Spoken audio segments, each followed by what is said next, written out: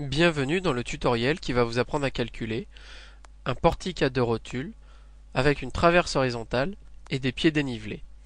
Un tel type de portique s'appelle CLF 2HV et vous le trouverez dans le menu Mes solutions, CIP cadre, CLF 2HV ou dans le menu déroulant CIP cadre, CLF 2HV.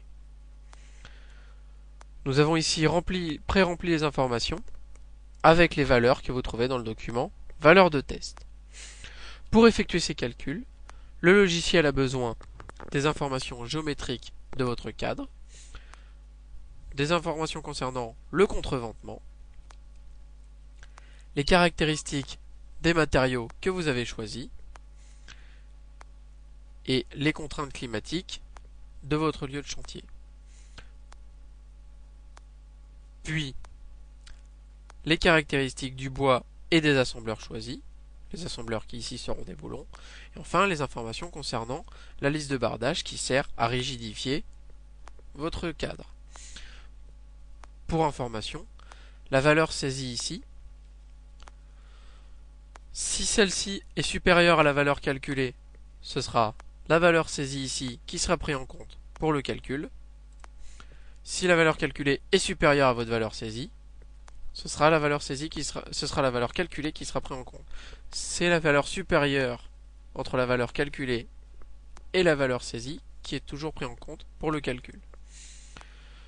Lancez le calcul, vous arrivez sur votre page de résultats où vous retrouvez vos valeurs initiales, ce qui vous permet de vérifier que vous n'avez pas fait d'erreur de saisie, et ensuite vos résultats avec les informations concernant les charges climatiques en fonction des différents cas, neige et vent, le contreventement des portiques et leur dimensionnement, et enfin les charges qui s'appliquent sur votre portique en fonction des différents cas, neige et vent.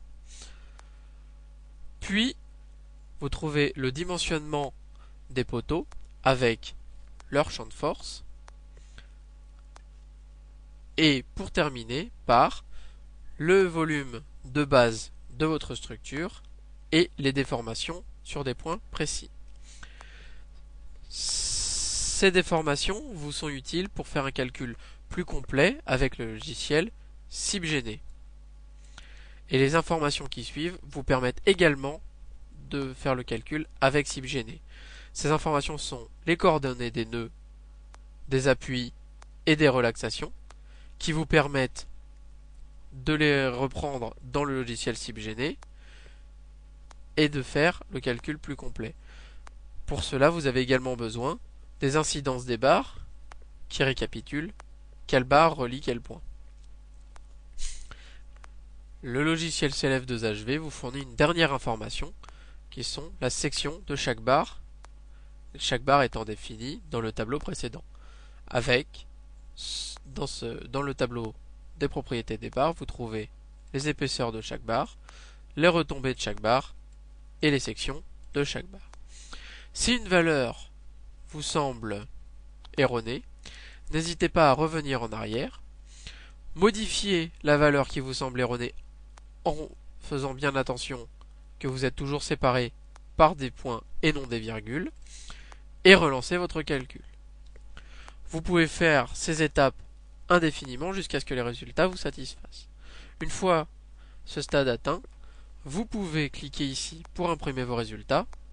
Vous trouverez alors un récapitulatif des informations que vous avez rentrées lors de votre inscription, vos valeurs initiales et vos résultats sur la même page. Merci d'avoir suivi ce tutoriel et à bientôt dans un autre tutoriel.